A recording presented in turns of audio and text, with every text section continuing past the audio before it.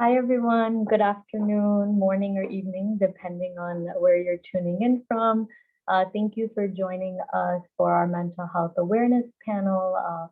This is May, Mental Health Awareness Month. Every year, Women for Afghan Women likes to create a discussion around this very important topic. We know mental health is an issue that impacts every community, and especially communities that have been impacted by war, trauma, migration, and many of the other challenges that our immigrant and refugee communities are dealing with. I'm really excited to be moderating this conversation. My name is Roshni. I'm part of the communications team here at Women for Afghan Women. And I have a few amazing panelists with us today. And so I would love for us to go around and just be able to quickly introduce ourselves. If we could start with you, Hassan, that'd be great. Sure. Good afternoon, everybody. Assalamu alaikum.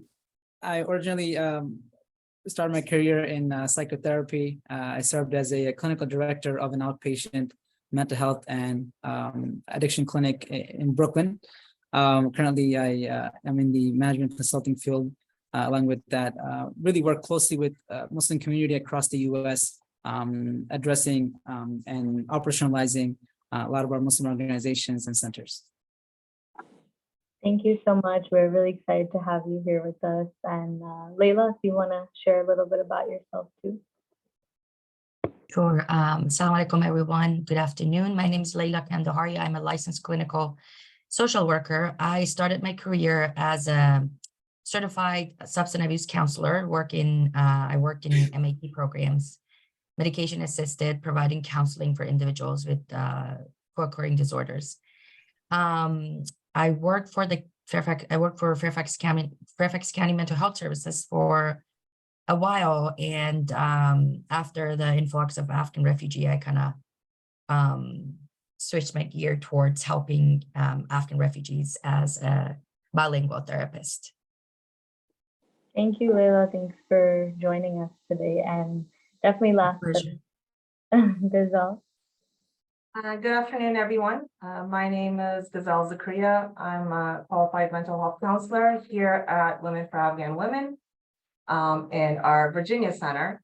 I have been in the mental health field for 10 plus years.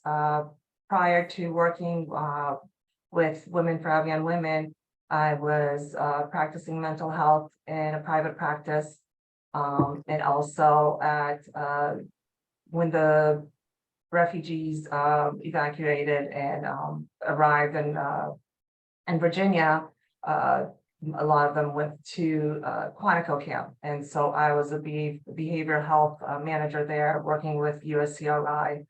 And so currently working with Women for Afghan Women and doing mental health counseling, offering mental health counseling services for youth, adults, and everyone in our community.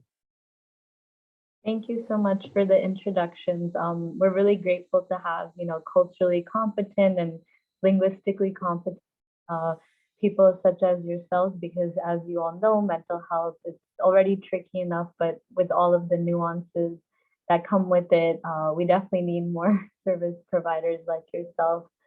To share a little bit of our agenda today, we're going to be talking about, mental health in vulnerable populations such as the Afghan community, and also focus on considerations for youth in particular, as well as those who are providing support and services to our community members, and thinking about the ways that we can provide help and support and the resources that we have available. So with that, I would love to start off this conversation with Hassan. If you can share us some of the things that maybe we need to understand about the relationship between mental health and vulnerable populations such as the Afghan community. Yeah, thank you so much. So firstly, I want to say that I have a very interesting relationship with the Women for Afghan Women organization. When I was training to be a therapist, I didn't know about this organization, but the practice I was part of had sent me to the office in Queens, and there was these group workshops that would happen for these women that were in Queens, New York. And I was this non-Pashto, non-Dari speaking therapist in training. And I would have these conversations, these amazing conversations with this group of 20, 30 women.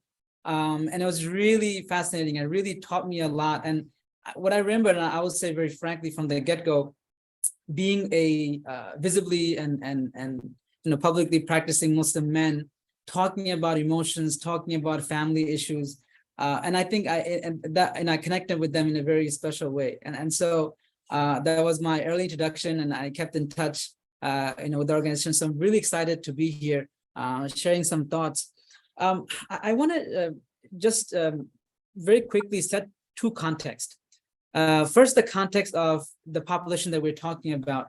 Having worked with various communities, especially Muslim communities across the U.S., the Afghan community in the U.S. is not a monolith. There is a diverse and a varying levels of needs. Afghans, folks from background have come to the shores since the 1900s, right? But what's interesting is that over 60% of the Afghan immigrants have arrived after 2010. And also of note is that in the last 2 years, the population of Afghans in the US have increased significantly. Those are things to sort of keep in mind as we are talking about this population. And then the other area of interest for me is that, the Afghan community, and Leila and Ghazal will know much more than I do here, that there are varying needs for those immigrants who've been here for over decades versus the ones that are arriving new to the shores and are asylum seekers and refugees. There are varying needs that we need to keep in mind. We can't put everything in one box, and that's the really important message. But the other aspect of it that I want to really focus on today a little bit in our conversation, Rashni, is about the Muslim identity a bit. Because the Afghan community is diverse, the 60% Pashtun background, and the history of many invaders and conquerors that made up the history of Afghanistan. But one thing that remained same was that the identity of being a Muslim, and I think that plays a very important part in people's mental health. And if we ignore that, we're missing a big chunk of understanding the population. Whether it be a good experience or a bad experience with the faith, there is a correlation, there is a connection. And so I do want to us to keep that in mind as we're talking about, some of the religious and cultural barriers and opportunities that we have. So that's as far as just the context. That context is important because one of the growing problem is severity of alcoholism within the Afghan community. And that's a difficult issue because religiously it's something that's low, that's not allowed religiously, that people feel shame. And so to deal with an addiction that's attached to also religious shame, it makes the issue way more complicated. And so that's why religious and cultural sensitivity, knowing the barriers and the opportunities, I think is so critical. And so just a few quick points here, and we can talk more about this in our conversation, Rashni, but just that faith and cultural sensitivity plays and needs to play an important role as we talk about mental health and we talk about treatment. And then there are certain misconceptions that are very prevalent within our communities that if we're not aware of for ourselves as individuals who may be dealing with mental health conditions, and those who we are trying to help, right? And those issues include certain misconceptions that we have, and I will just name mainly a few, which is one, understanding that mental health condition is an actual serious illness, like any other illness, right? Because we often think extremes, that somebody has mental illness, that must mean they're non-functional so why would I have that problem? Because I'm functional, right? And I think we often forget there is a difference between a flu and a cancer, right? That there's the clear differences. And then there are certain concepts, from the spiritual concepts of jinn and hasad and ayn. These are concept of the spiritual elements. There's the evil eyes and things that are within the faith, and there's oftentimes confusion with that and mental illness. And you find, I spent some time talking with several scholars about this issue within the faith, within the Islamic faith, like how to reconcile this idea of this jinn and this other spiritual elements. And they'll tell you often that we have to rule out physical health issues, emotional health issues, before we can even talk about the spiritual health issues. And I think it's important for helpers to know that this context, and for individuals who may be dealing with mental conditions to know that there is a clear correlation. And what's amazing is that, if you look back in our history, it was during the 8th century that the Muslim civilizations recognized psychiatric illnesses way before even Europeans did. We weren't the ones that said, that the mental illness is a devil-related matter, right? There was psychiatric wars from Cairo to Baghdad in our history. And so I think it's important for us to go back to our roots and recognize that the value that we put in, how we, scholars have taught about that.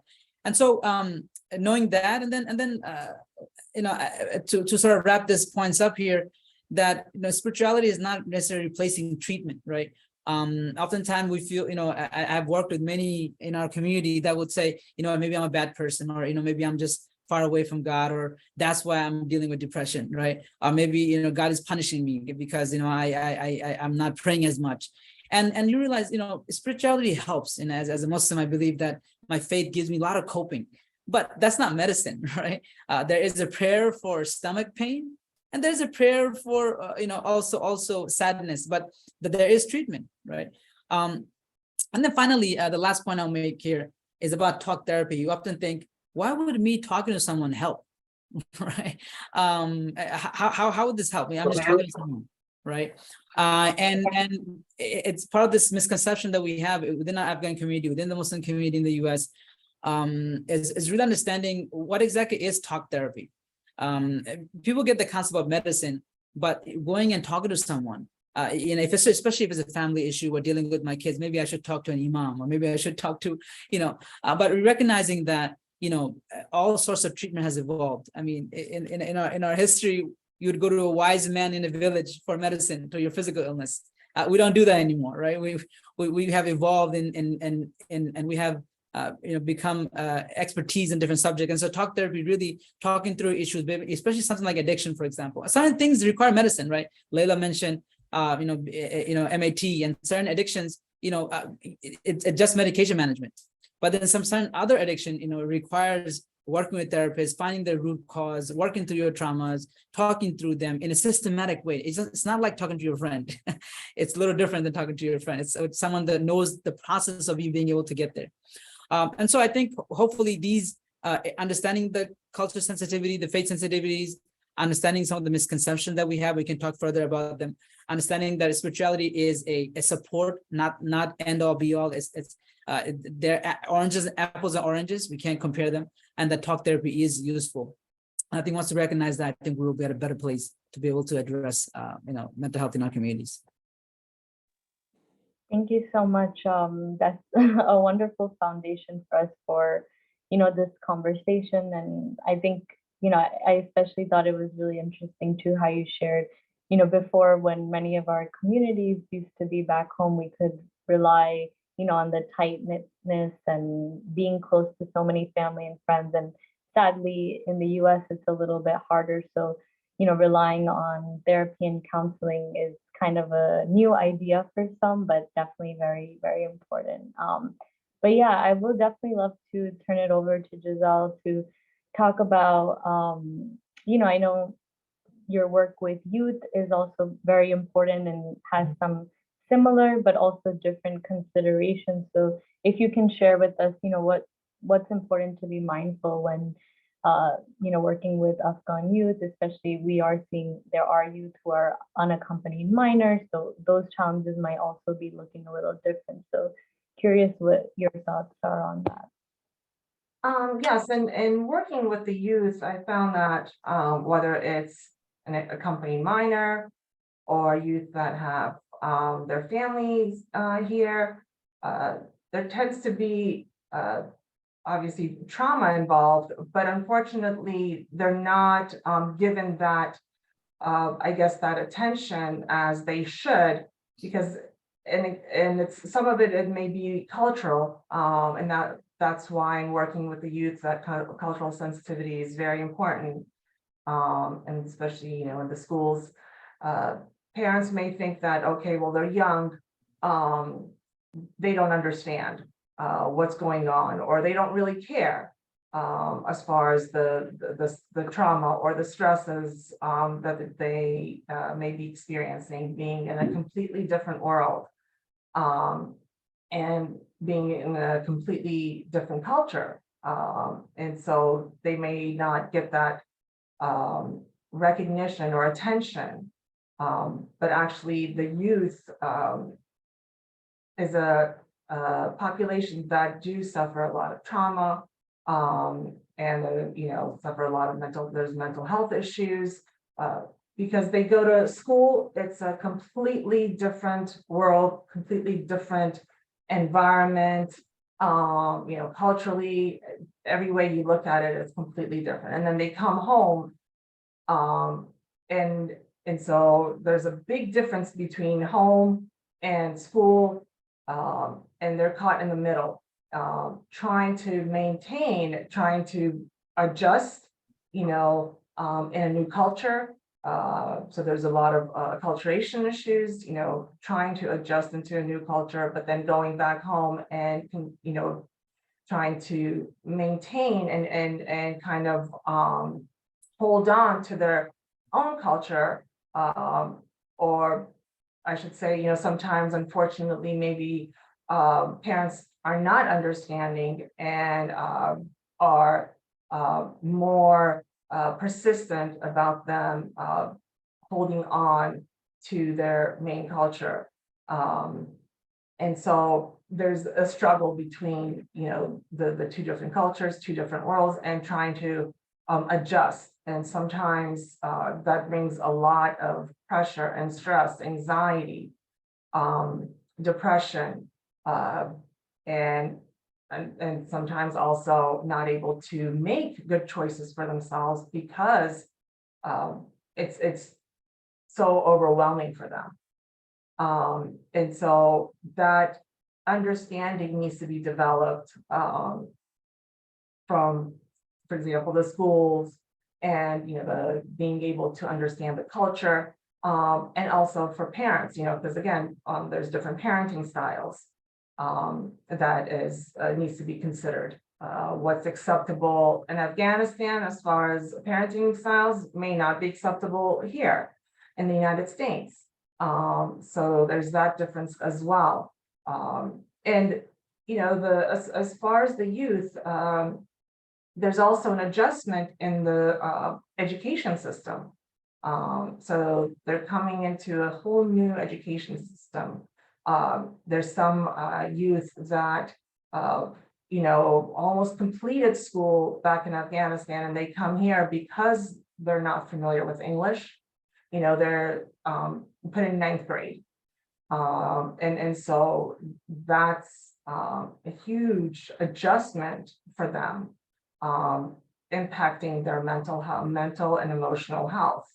And the challenge with that also is not being able to have any support at home, because the parents are dealing with their own stresses and their own adjustment and their own struggles. And so again, the youth is left without any support, which kind of encourages that the issues with mental health and their emotional needs are not being met. And that's why it's critical for them to, be recognized and be given different resources to get the help that they need. There's, also the going back to the different cultures, with the parenting styles at home, parents may raise their voice. Again, it's two different worlds, completely different parenting styles, but then also the parents are going through their own struggles the children are going through their own struggles. And so they're not able to kind of be aware of what's going on in the environment at home. So the environment at home could be stressful. Could be disagreements and so forth. And, for example, if there's hitting, it's not necessarily, in Afghanistan, it's not considered abuse. But here in the United States, it would be considered abuse. So there's that component as well. And that's, unfortunately, you see a lot of cases of Child Protective Services, CPS, being involved. And so being able to educate the families, the parents, and also the youth is a critical component in this area. And without that education, without that awareness and that knowledge, there could, even more issues and problems could arise again, Child Protective Services getting involved. And because again, as in the schools, teachers, health workers, counselors, social workers, we're all mandated reporters. So by law, we have to report any situations where we think there's abuse, neglect involved. And so in the schools, the teachers are mandated reporters, and if they hear that a child is being abused or neglected, then they're by law they have to report that. So there's that component as well. But unfortunately, the parents have no idea because again, they're not informed, they're not aware of how that process is and how, as far as your approaches with your children, how you need to approach them. And there's a lack of resources or a lack of knowledge that becomes a huge obstacle.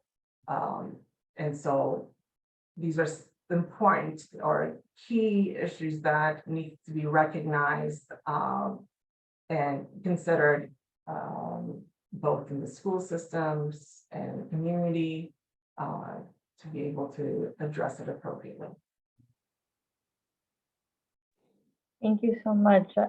That's really helpful context, especially for individuals who are working, as helpers, or like you mentioned, whether they're social workers or in the education system. That's why definitely an important education is informing and educating how helpers can think about these various nuances and challenges that you mentioned. I want to turn it over to Leila to also help us think about what are some challenges that helpers may face, whether it's people working all across different systems in the US. What are some considerations they should make when supporting Afghan families and youth and other individuals? Yes, well, I would like to thank Brother Hassan and Ghazal John for the great covering a great portion of the discussion. So we kind of went over the issues that can come up as that people can experience as refugees, specifically within our community. Now we're going to talk about, I guess, one of the most essential components of what we're going to do now to address these issues. So I guess my part is to address the issues that people as helpers face when it comes to helping Afghan refugees with mental health issues. One of the things that's very important to understand when we're helping Afghan refugees or people who, within the past 2 years, they've been evacuated and they started resettling, they've gone through a lot. and they experience a lot of traumas. And it's very important to be mindful of our own mental health, because as helpers, and when I say helpers, I don't mean therapists only. I mean like helpers. It can be case managers. It could be health care providers. It could be anyone who is in contact with Afghan refugees. That it's a human connection. It's very important to be mindful how it can affect our mental health as well. And we can go through what we call vicarious trauma. Little by little, they kind of pile up, and it's at a very unconscious level that we don't even notice how it can affect us, and our own mind is trying to protect us from all the traumas that an individual who we're helping is experiencing. So we go through all those traumas with them. And it's called vicarious trauma. So it's very important to be mindful of that. Certain symptoms like feeling fatigue, having fatigue, feeling disconnected with oneself. Certain symptoms are part of that. And it's a very normal phenomenon that people experience after working with individuals who went through traumas and being in a very close contact with them. So that's very important. Number one is to be mindful that there is such a phenomenon, and it's very normal that we all experience it as helpers. And we definitely need to address that as part of our own mental health to be able to continue providing services for the Afghan community. If this phenomenon is not addressed, it becomes a barrier and a big challenge for helpers to connect with Afghan refugees and continue their work with them. So again, number one is to be able to be mindful of that, and then how to resolve that or how to process that. And as helpers, we all go through the stress and traumas that the people who we help with go through, and be able to address that in order for us to be able to continue and regain our mental health energy to be able to continue providing services. Another challenge is lack of mental health literacy within Afghan community. When we talk to some of our fellows, it's very hard for them to understand what is mental health. And, so I guess one thing that we have been trying to help is to help them reconstruct that definition of mental health. What is mental health for you, or use certain words. And I've even noticed that not just the mental health literacy, but understanding what is mental health, but also certain words. For example, as a therapist, I may be helping individuals to learn about their own emotions. For example, what is anxiety? What is fear? What is to identify every single emotions in order to be able to process them and help themselves better and understand themselves better. But when it comes to our community, it's very hard to name every single word and be able to educate them. So I guess that's a big challenge. And as mental health professionals, we've been trying to take some initiatives to help build that language and literacy within our community. Another challenge that we've been facing is even though we do consider ourselves as culturally and linguistically competent therapists, I've noticed that because within our own culture, we have a lot of different cultures, like subcultures. And it's very hard to say that I understand all of these, because even though I'm from Afghanistan and I've been very connected to my community and I understand the culture and everything, but sometimes when I work with individuals, I feel like there is some part of it that I don't understand, and it's definitely rooted in their subculture. And it's very important for me as a helper to understand that I don't understand everything, even though I'm a culturally competent therapist. So that becomes a challenge if I'm not mindful of that, or if I don't consider that while I'm helping the Afghan refugees as a helper. We talk about cultural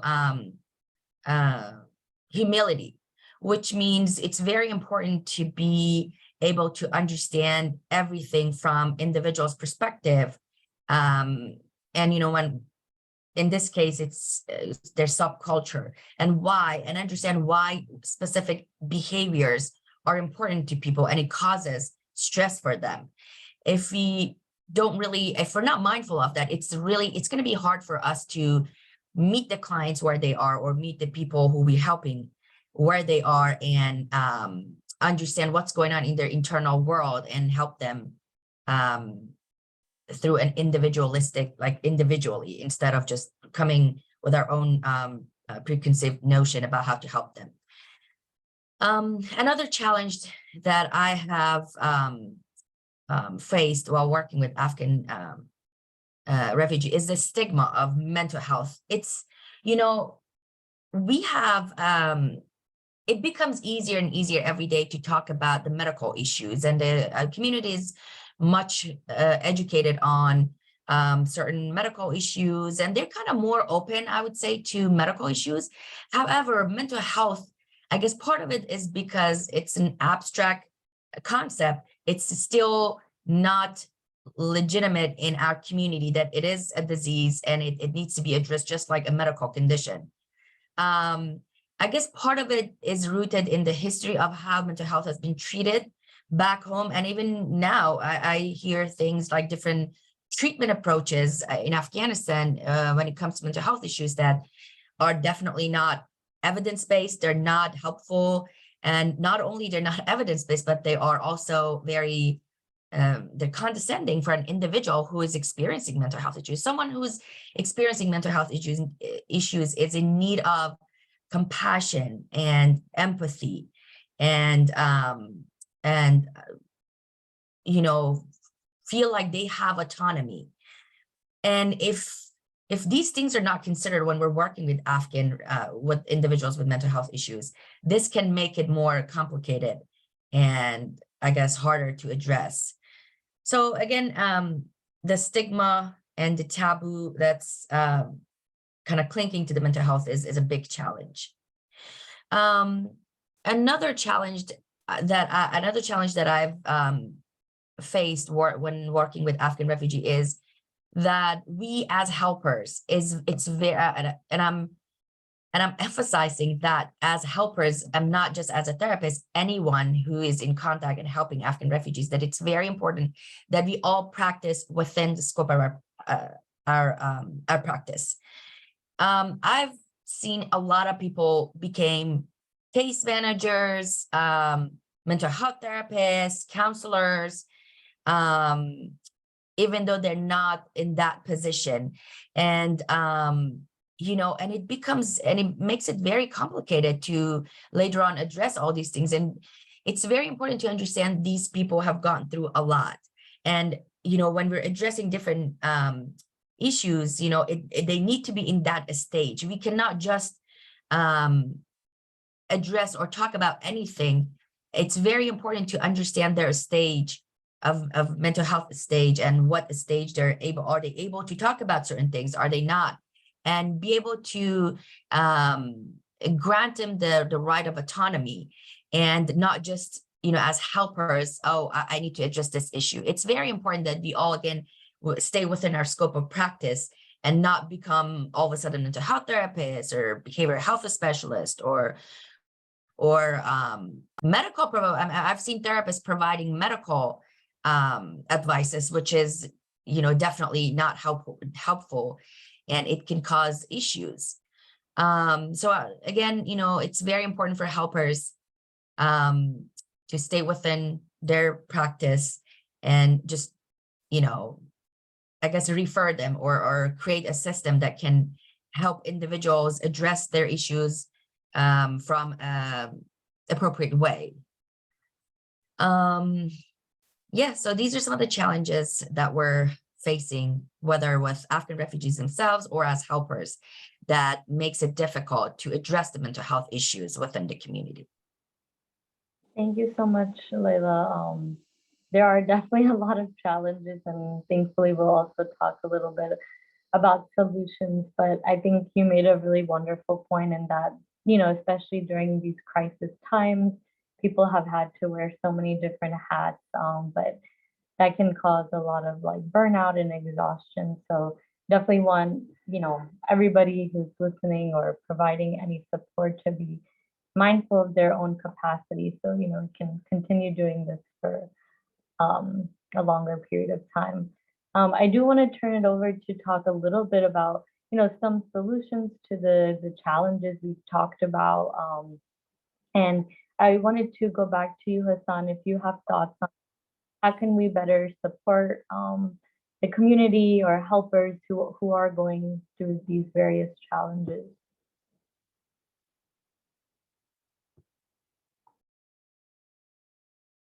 Sorry, I was on mute.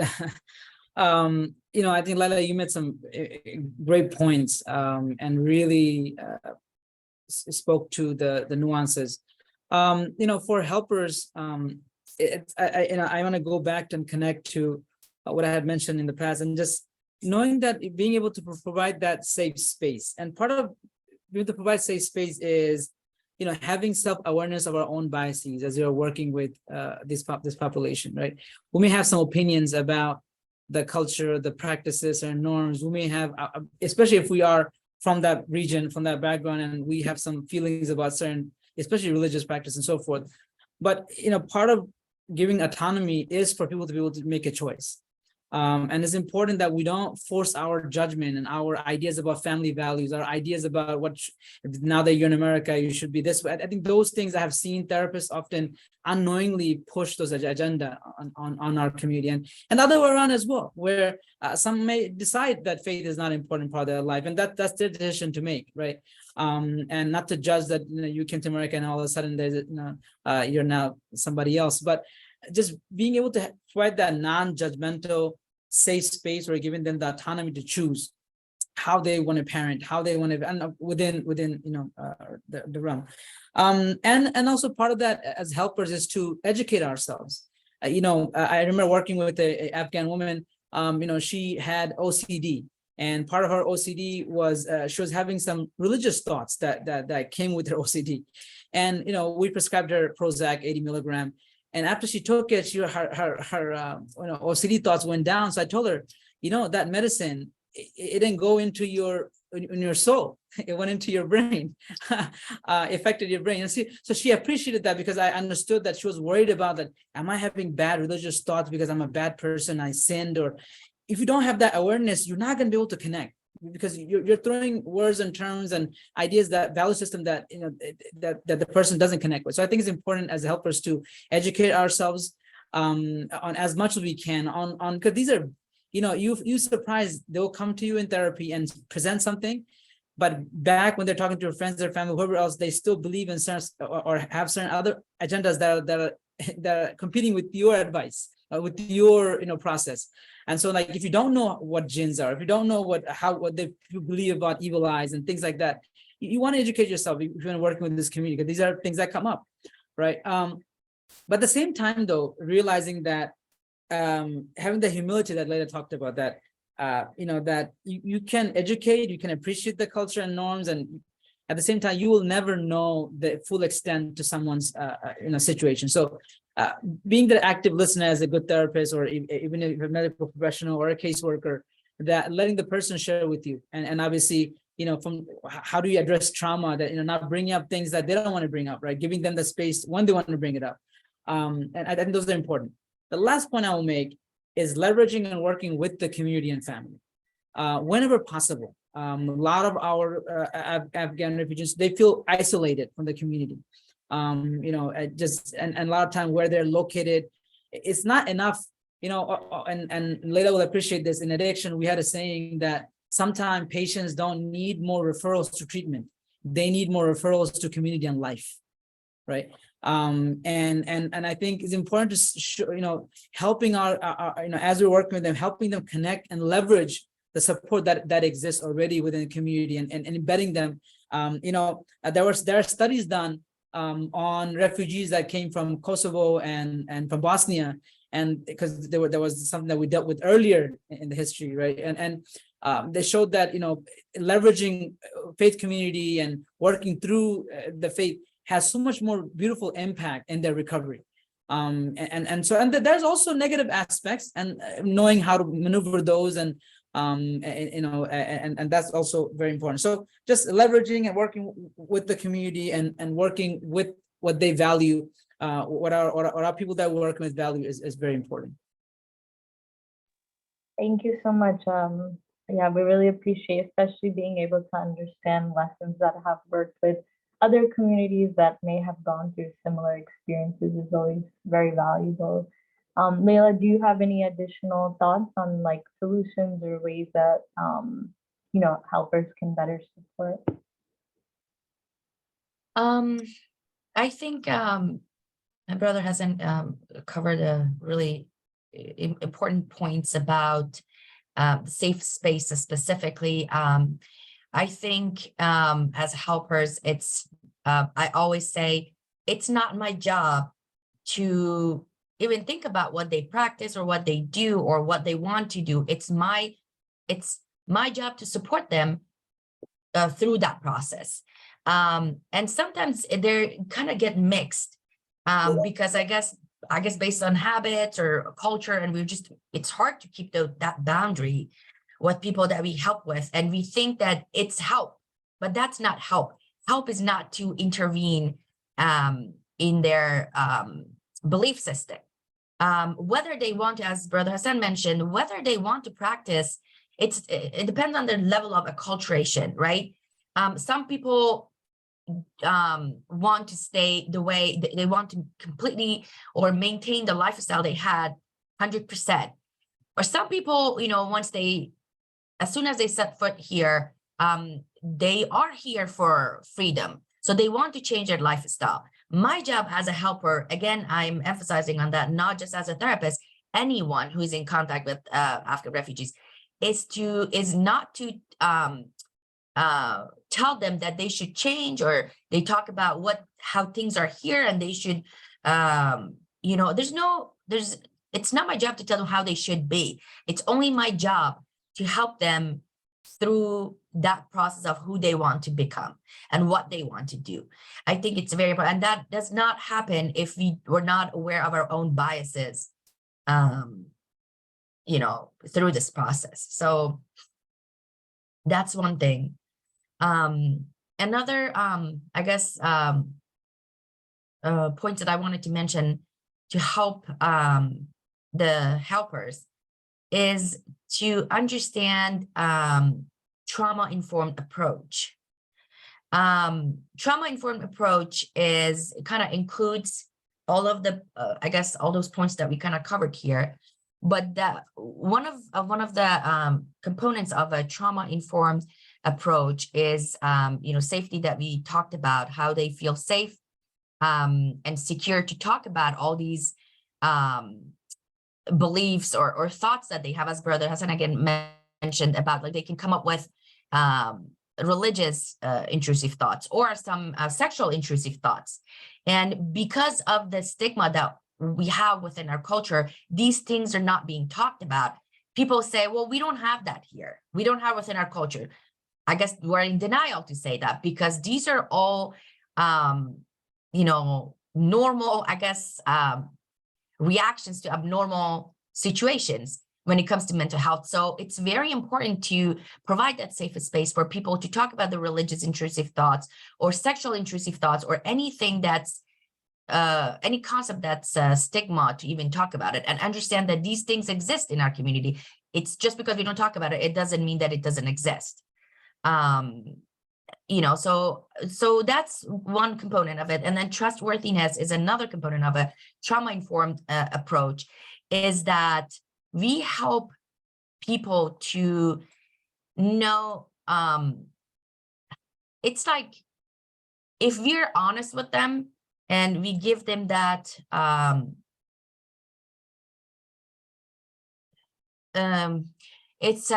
so it's a authentic approach when it comes to our the people that we work with. give them all the choice and give them and talk about all the aspect of the situation that they're entering, I guess we can call that, what we call informed consent. They feel safe and, you know, that they can trust us. And it's very important to for them to see if that they have a choice. Again, that's another part of the trauma informed. They have to have a choice whether they want to, when it comes to practicing religion, what level of that they want to practice when they're here. We have to grant them that feeling.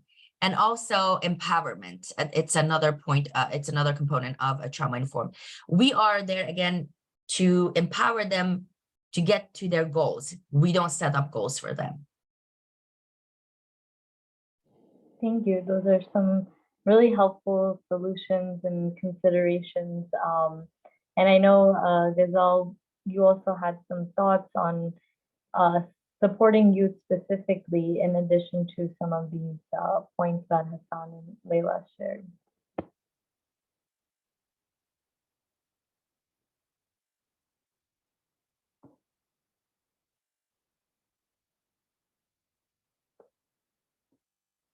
I think you might be muted. Sorry. I think Brother Hassan and Layla brought up some really critical points. And especially working with youth, it's important to create a safe and a non-judgmental space for them.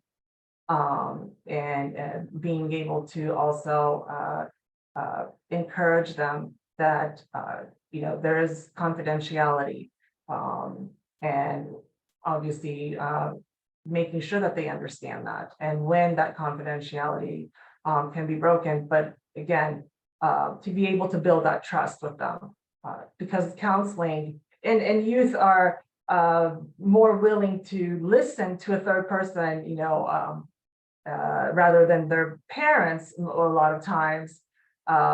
And you know, you hear parents complain that all the time, oh, they don't listen to me. But then, you know, a third person steps in, they may be more open to listening. And so counseling really is beneficial for them because it helps them to be able to process and further understand, and to be able to make better choices for themselves. And also be able to get that validation and that empathy they may need and crave for. There's in the community, there's community service boards for children and youth that offer services that help with mental health assistance for youth and children. And there's also Bluebird Counseling, Layla Jones, a practice that would be a great resource for the youth. There's also ICNA Relief and local mosques that have programs, mental health services, especially I know Darul Hijra in Arlington, they have specific programs for families, for youth, based around mental health services. There's also Safe Haven, which is an organization that is currently conducting community wellness sessions for ages 16 to 24 years old. It's building a community or support group for refugees. The support groups are very beneficial because they're able to hear from others, you know, challenges that others are experiencing, and be able to identify with them and be able to relate to them. So mental health support groups could be very beneficial for the youth. It raises awareness and educates them on mental well-being.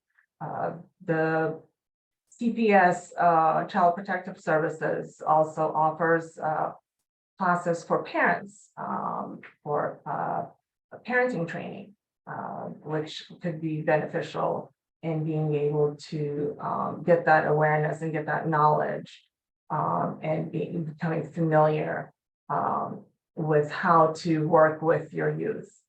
Because again, the youth are under a lot of pressure. There's a lot of social pressure. There's social media. They go to school. They're exposed to so much that they don't know how to process it all. And so they need that, that information, that knowledge, that awareness, guidance, to be able to make better choices for themselves, and be able to take advantage of the opportunities that are available for them here. Thank you all so much. I know that this topic is so broad, and we can definitely engage in, this conversation for many, many times. But I really appreciate you guys sharing all the different resources. And also wanted to give people a chance, if you do have any questions for the panelists, definitely encourage you to share it in the chat. If not, we can go to the resources slide where, as Ghazal shared, we have a lot of various resources at the national level, but also specific to Virginia and New York, where Women for Afghan Women has its 2 community centers. And so we do have contact numbers and phone numbers for a few of those resources. And if for any reason these may not fit your needs, we definitely still encourage you to reach out so that we can direct you to the right place. And like Ghazal had shared, in New York, we do have, women's circles and other community building activities. Even though at the moment right now we are not able to provide direct therapy services, we can make referrals. But in Virginia, we are lucky to have you there. But yeah, before we wrap up, I definitely encourage people to share any final comments or questions, or anything else from our panelists that you all wanted to share before we say goodbye.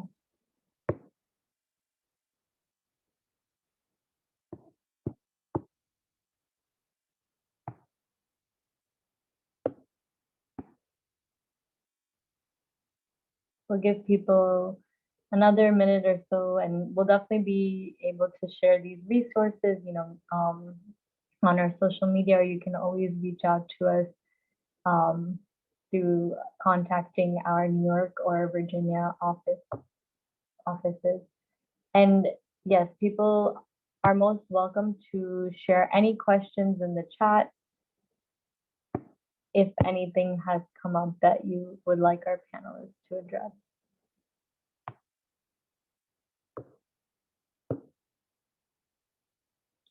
We have one question that's asking, what's the best way to become a therapist or enter the mental health field? Anybody want to take that on? I can help with that. So to enter mental health field, there's, I guess, different pathways. It depends on what specialty you would like to practice. If you would like to work as a substance abuse counselor, I think you can have a bachelor degree and start. You have to register for the board and then accumulate your hours, and then there's an exam that you have to take at the end. But if you would like to practice as like a licensed therapist, you have to have a master's degree in either clinical mental health or master's of social work. And for social work field, they have to be advanced clinical concentration so that they could enter the clinical field. And then, there's like 2 years or 3 years post master's experience and hours that you have to accumulate, and certain number of clinical supervision, and then you take a test, and then you become a licensed therapist. Thank you, and definitely exciting to see people interested, as we can always use more of those resources. Another question that we received in the chat, any thoughts on how to best encourage someone to speak to a counselor?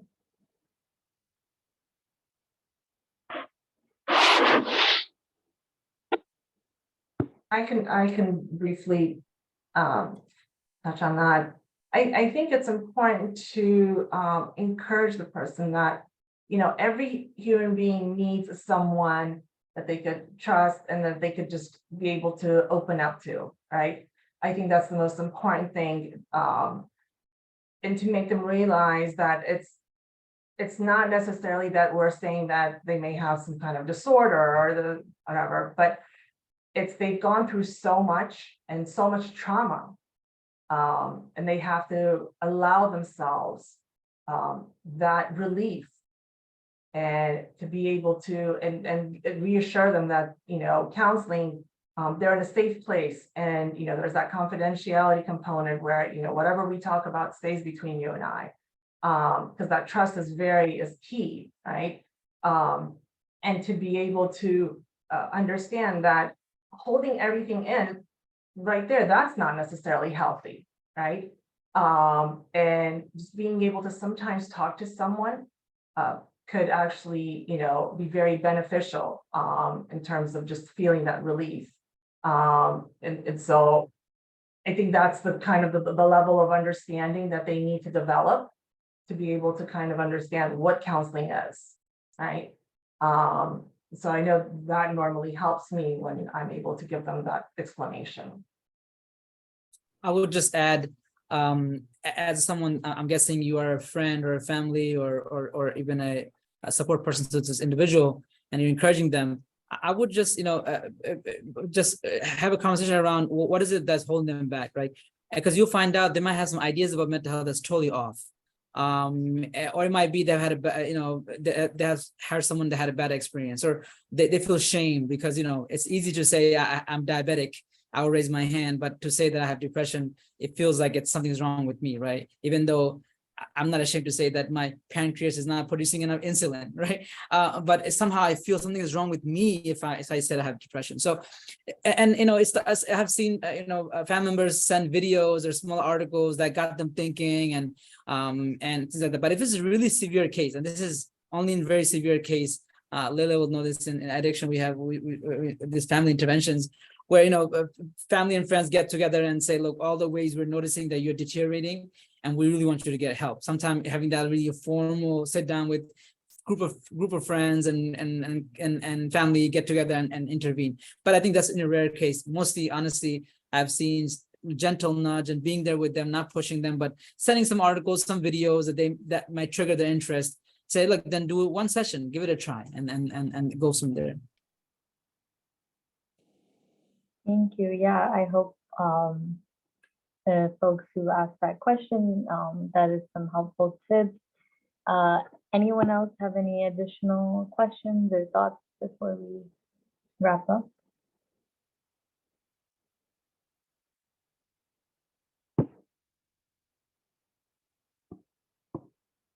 Great.